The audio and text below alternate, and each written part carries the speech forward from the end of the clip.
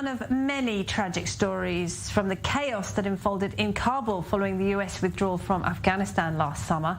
A desperate father handed his 2-month-old baby boy to an American soldier so as to save him from being crushed in the stampede for the airport. But when the family got inside, the baby Sohail, was nowhere to be seen. And the family went on to the US, and the baby boy was found by 29-year-old taxi driver Hamid Safi. Well, to tell us more about this extraordinary story, Fahim Sadat is the former head of the International Relations Department at Cardan University. He joins us now. Thanks for being with us. And it is an extraordinary story, isn't it, Fahim? Tell us what happened next. How did baby Sohail happen to be reunited with his grandfather? Well, first, this depicts the terrible image of one of the most chaotic evacuations that ever happened. This is not the only case. There has been a lot of families who are separated by different reasons. And although I'm happy that this kid is finally going to see his family back, right now he is with his grandfather, and his grandfather said that he will do everything possible to reunite his grandchild with his parents back in the US.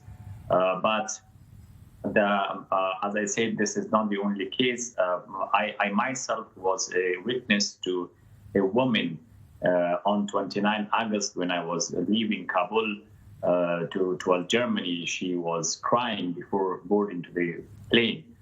And I approached her and asked her that why is she terribly sad? And she said that after making it to the airport, now her 7 children along her husband are remaining outside. And she was wondering how would the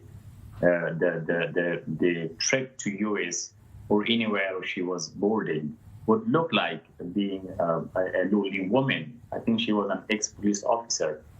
And she was trying to reach to everybody at that moment, particularly the U.S. soldiers, if they could help her take her remaining family to the airport so that they all could go together. But it never happened, and the woman has to go alone. We landed in Saudi Arabia, and then in Saudi Arabia, she asked me for help because she didn't know English. And all she wanted was that what will happen to the remaining family. So I think there are so many cases, a lot of people in a desperate situation left Kabul, and a lot of them left a lot of people and a lot of things behind, which we see slowly and one by one later on. It's terribly sad, isn't it? And we don't really have any accurate data when it comes to how many families have been separated like this, people literally not knowing what happened to their loved ones.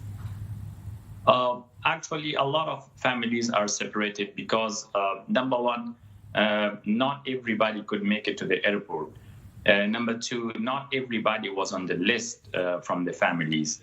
For example, there was one person who was working with an embassy or with somewhere with the coalition forces, and then the coalition forces were able to evacuate only that particular person. So he had no choice of bargaining, and he was not in a position to say no if he was not offered to, like his whole family to be evacuated. So in order to survive, he has to accept that, and he has to leaving loved ones behind.